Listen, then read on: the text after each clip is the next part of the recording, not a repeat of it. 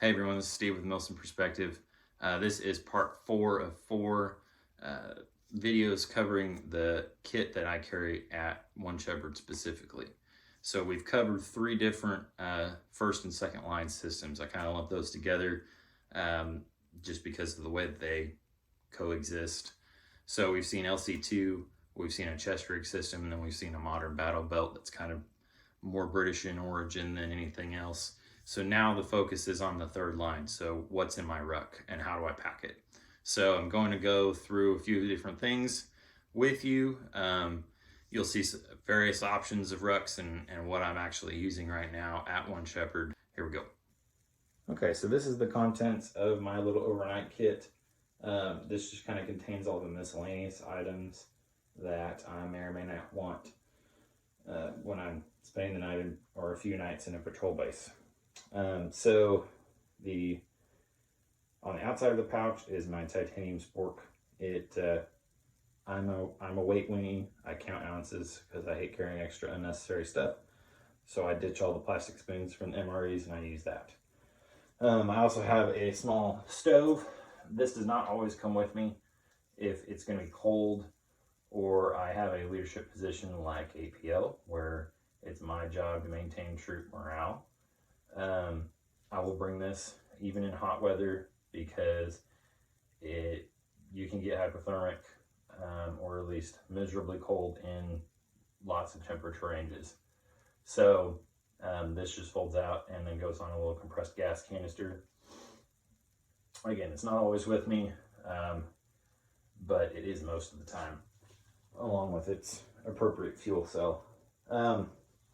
So in addition to that, got some fire making capability, some matches, a couple lighters. Yes, I have 2 lighters. I have some redundancy built into this system. Toilet paper is also redundant, A for pooing and B for starting fire. Batteries, because I've yet to be able to standardize on one type. So both for myself and for my buddies, I carry extras. Have trioxane in case we need to start a fire, blue towel for maintaining equipment, some duct tape also for maintaining equipment, wet wipes for my nut and pit bath, a couple single serve doses of foot powder, some looks like 6 water treatment tabs, and that's it. That's my kind of maintenance stuff. So keep in mind this is an addition to my first aid kit and then my E&E kit that hopefully never gets touched. But this is just kind of those extra sundry items. I keep them in this pouch so they're all together and they don't get lost and I don't end up dropping stuff on the ground. Okay, so this is the first kit that I'm going to demonstrate with. This is more or less what I carried in my ruck when I was using LC2 gear. You'll see up at the top right the Alice medium ruck, and that's what we're going to be packing all this into. Across the top we have the MSS green sleeping bag inside its bivvy. Below that to the left is a USGI waterproof sack with like spare socks, that kind of thing in it. To the right of that is my little first aid kit. That stays in my ruck because it's for bumps and bruises kind of thing, morale/infection issues rather than trauma. So that stuff I'll deal with at the patrol base rather than immediately. Next to that is my little overnight kit, which I explained. The next row, left side, is my tarp. That's going to have paracord pulls already pre-tied to the corners, a couple MREs, a 2-quart canteen, and that has a drinking straw attachment. Have a couple different sleeping pad options, the USGI foam and then the USGI thermarest. Then across the bottom we have my wet weather layer, which is for this, it's just the Equex Gen 1 woodland parka. So let's get all this cleaned off and we'll start packing. So the first thing you'll notice, I put a Fastex buckles on all my Alice rucks. Just makes them silent and easy to use. If you're not familiar with the ruck, It's just a large egg-shaped hole with 3 canteen-ish sized pouches on the outside. You've got some attachment points for external pouches and stuff. And then all of the pouches are tube sewn, so if you have an axe or something, that can drop down in there. So I'm not using the frame like I talked about in my LC2 kit video. So we're going to start by packing the sleeping bag and bivy foot into first so the air can escape. I do not use a stuff sack when I'm packing the Alice Ruck, simply because I need the pack to be able, or the bag and bivy to be able to conform to the inside of the pack.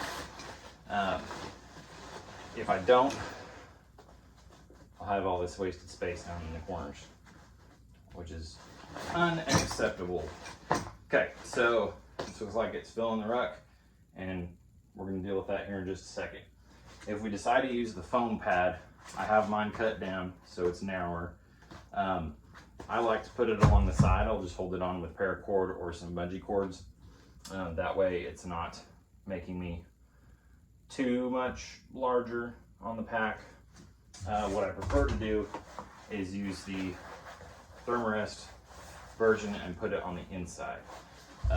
So what's going to happen is I'm going to slide this down in between the back of the pack, so the shoulder straps side where a frame would be, and this is going to kind of give me a little bit of a frame. You might ask, why are we not doing this before we put the sleeping bag in? And that's because it's kind of one of those things that requires 4 or 5 hands in a place you can only get to if you do it that way.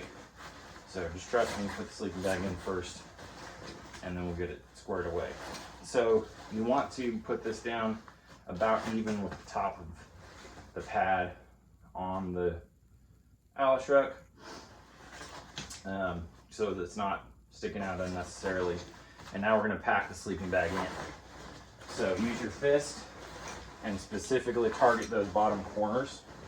You want to push it down and make sure that you're getting those nice and full. They should be good and poofy. And your sleeping bag should go down at least halfway, if not farther. Shouldn't be taking too much room up with just your sleeping bag, bivy, and pad. Now, if you are going to be required to run a radio, you might have a buddy carry your pad, because the radio needs to go in this pocket here.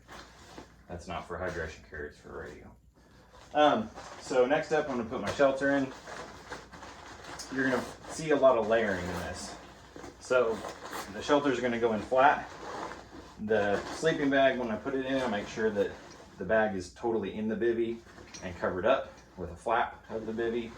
And then the tarp goes in on top of it, making a shelf where if water gets in, it'll run off before it gets my sleeping system wet. I can put my spare clothes bag in at this point. I'm actually going to tuck that underneath the tarp. Should have put that in first.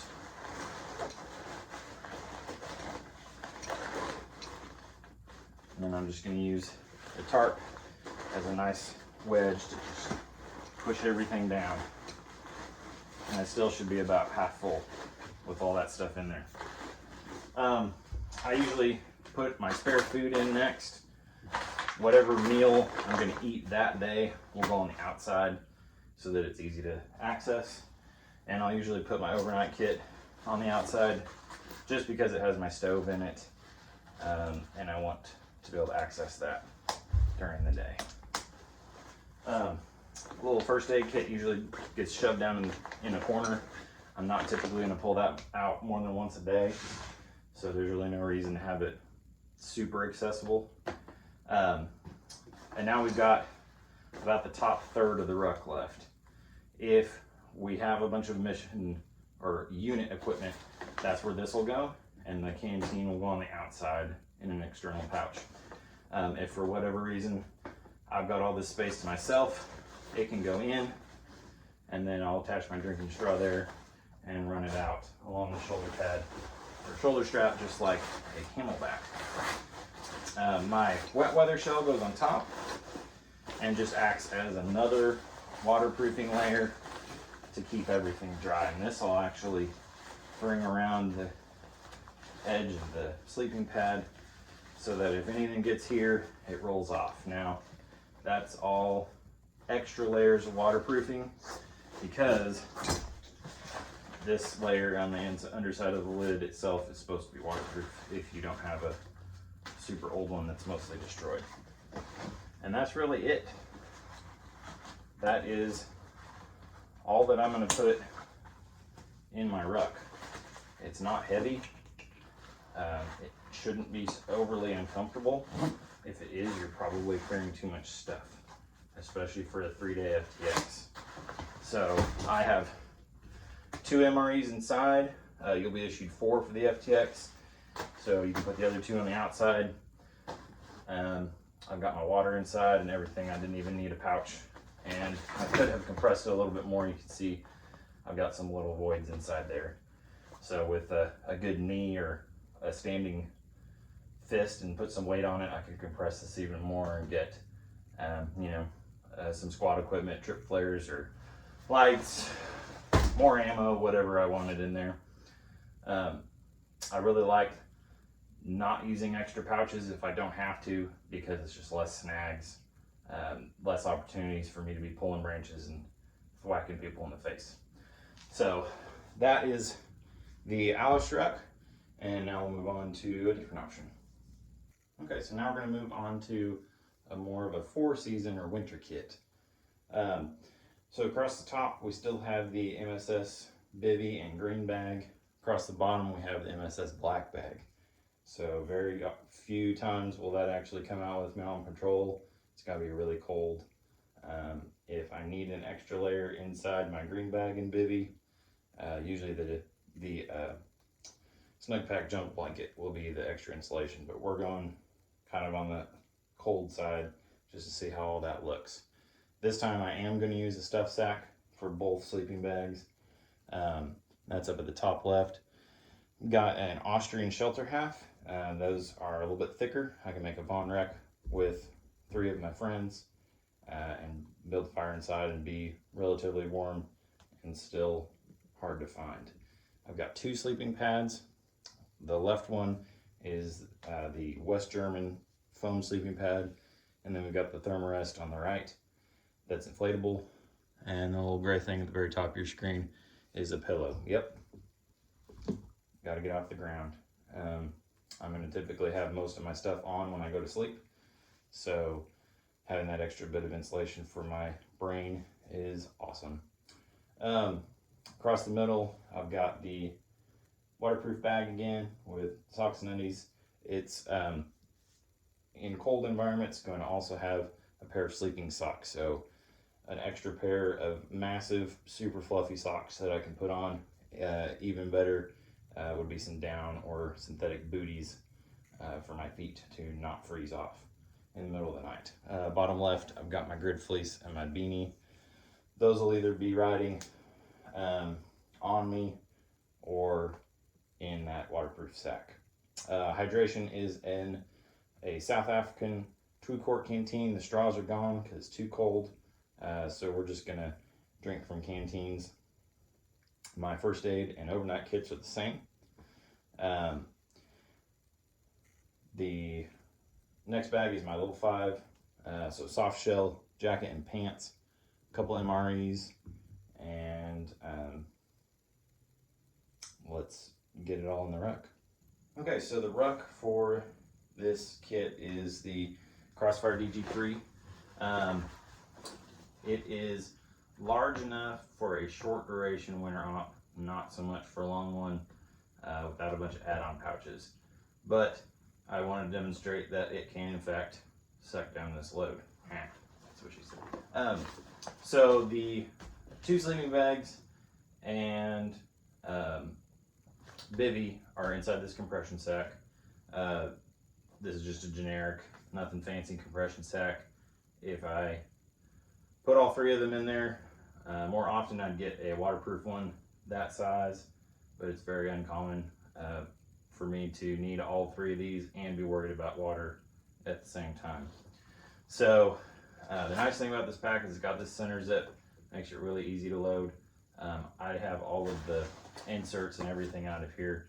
Again, if you're going to be running a radio or have a bunch of medical equipment or something, you're going to need to bump up to the DG16. That's kind of the limit of this pack, but I still wanted to show it. So just like the other builds, we're going to put the extra clothes bag in here. That's going to give us a little bit of a waterproof shelf.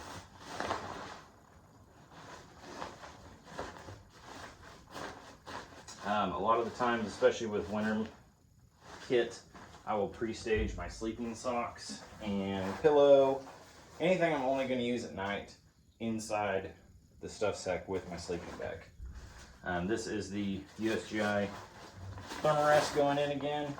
I have used lighter weight inflatable sleeping pads on winter ops and just kept them inside the bivvy, as anything inflatable should be to protect it.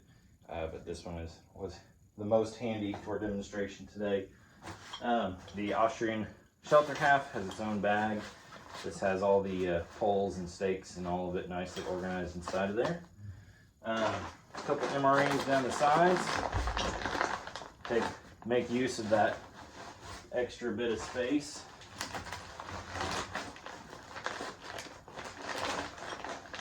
There we go.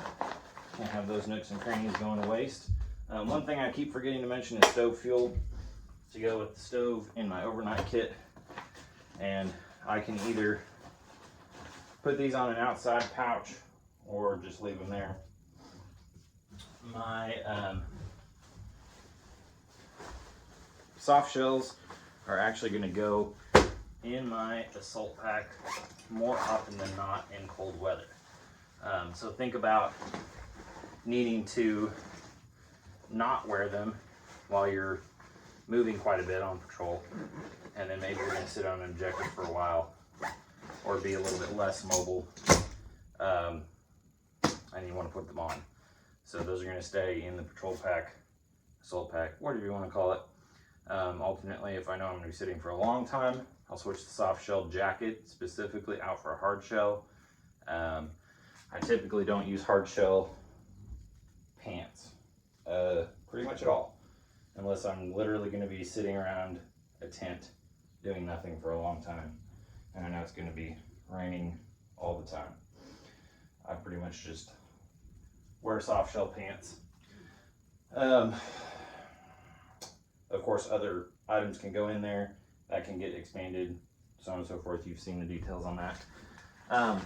The canteen's going on the outside, so it's easy to access. I've talked about why I like to have a hard side canteen, and that's just multiplied in the winter because of the need to not have a frozen drinking straw. This knife is on the side of this pouch mostly because I was too lazy to take it off, but also it's going to remind me that cold weather ops are going to be frequently needing pioneering tools of some sort, because it's one of the few times that you may or may not, almost probably will have a fire. So think about that and plan space for those needs. And notice we're not even full. So that's everything we're taking here. You said, what about the second sleeping pad? I'm going to show you that in just a minute. Get this clipped up.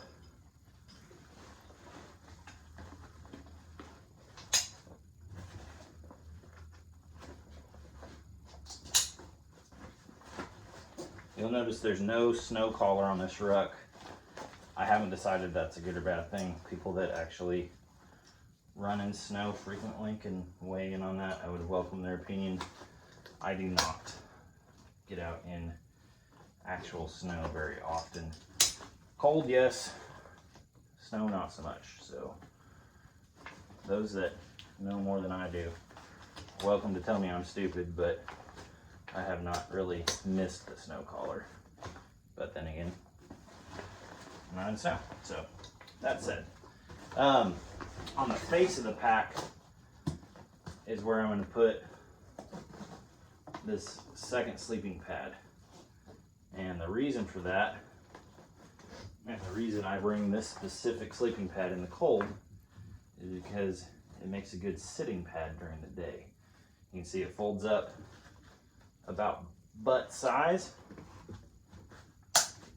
and when I get OP duty or for whatever reason need to sit on the ground, I trundle that little guy and my trusty canteen with me, because I usually, if I don't need my battle rattle, I just grab that canteen and go over and perform my assignment without having all my warm air being sucked out of me by the ground or all my heat.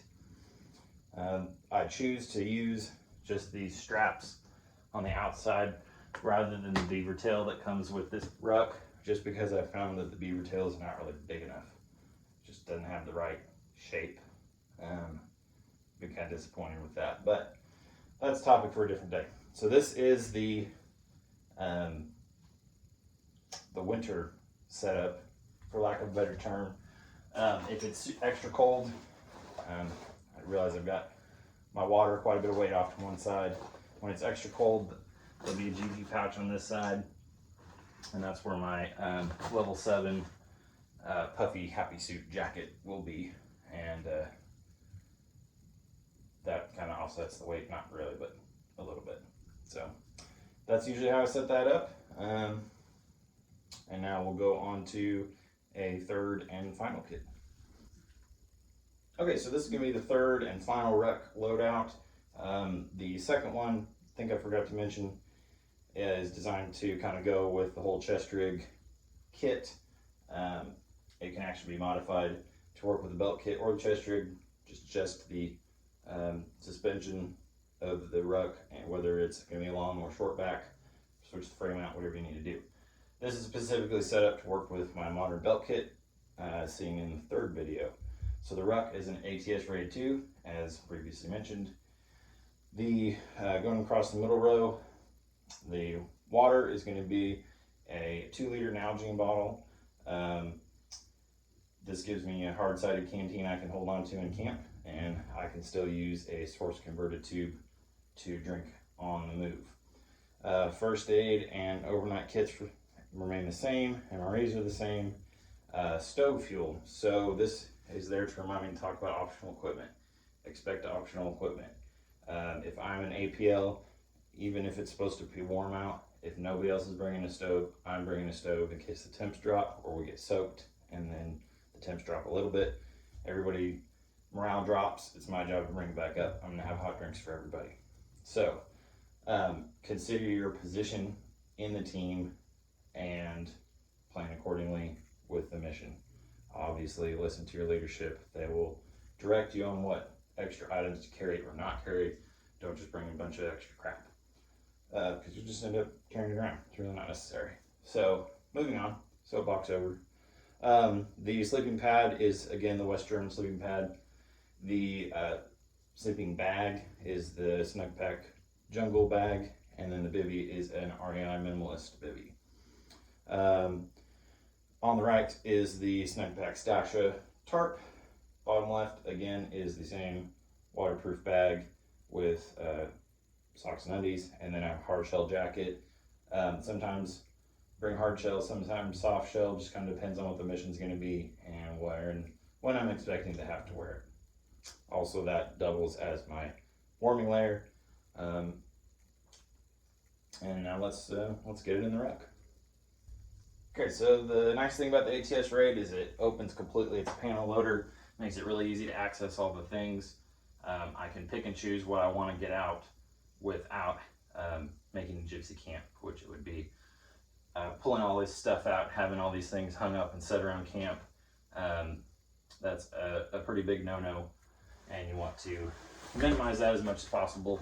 Obviously, it's a little bit rough to do with an Alice ruck because everything goes in one at a time. That's why I prefer rucks with some sort of opening on the side like this, or the tri-zip designs, as long as they have straps to back up the zippers. Anyways, I digress. So first in is going to be the sleeping pad. I'm not going to use it very often in a warm environment, so it gets shoved in first. Bag and bivvy are in separate stuff sacks. The reason for that is out of these 3 items, I may only use 1 or 2. I'm gonna mix and match as the temperatures change, and I've been known to use 1, 2, or none of them, and just put my jacket on and lean against a tree. Same with the tarp. I'm not always going to put the tarp up. Usually that goes up when it rains and comes right back down, because I don't want to telegraph where my fighting hole is.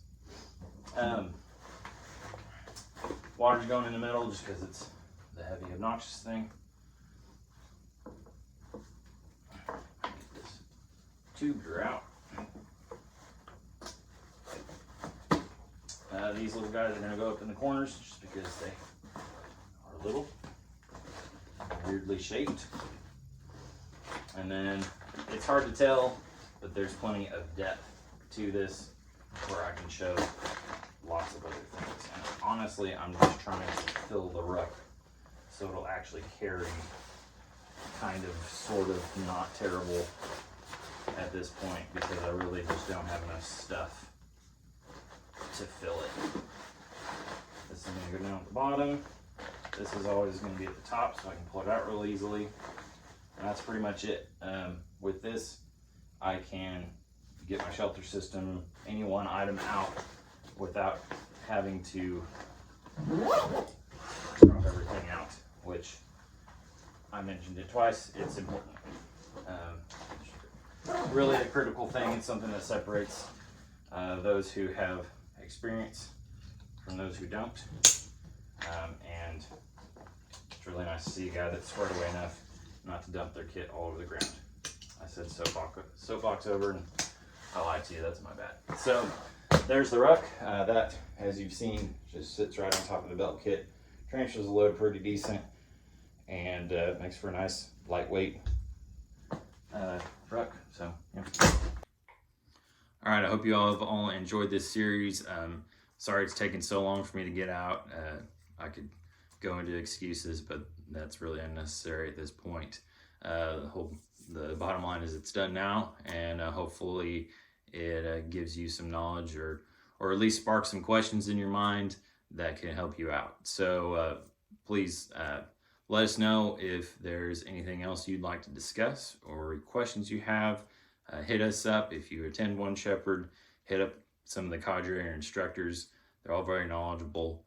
And don't forget to find us at themilsonperspective.com or on YouTube, also on Patreon shortly. So thank you much. Thanks for watching, and have a good day.